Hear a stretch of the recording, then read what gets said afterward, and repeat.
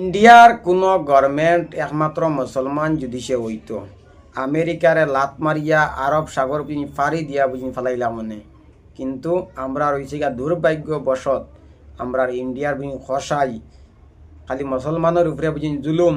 একসময় উঠিয়া কইল আপকি বার টার্ম সরকার, এখন দিছে নি টামে আব দিব হেব তো হয়েছে গা 50% বুঝি ট্যাক্স লাগছে, আব 100%ও নিব ট্যাক্স। তার বাদেও গিয়া ইন্ডিয়ার বুঝনি ইন্ডিয়ার প্রত্যেকটা গুফর হারাইন্তর তার বাদেও মাথাত জ্ঞান বুদ্ধি আইতো না। হ্যাঁ, কারণ এক সময় তারা নানি পূজা করছইন ইন্ডিয়াত, আমরার আল্লাহ ভাই দিছি ভগবান। তোমরা তোরে বেটান মাটি দিও তোমরা বুঝি বানিয়া বুঝি ভগবান বুঝি হয়েছে গিয়া ডাকি দেও, আমরা তৈলা বুঝি পারি না। আমরা একজনটা বুঝি সজ্জা করি, ওনার নাম আল্লাহ। তোমরা তো এখানে মাটি দিও বুঝি বানাইয়া তোমরা বুঝি ভগবান।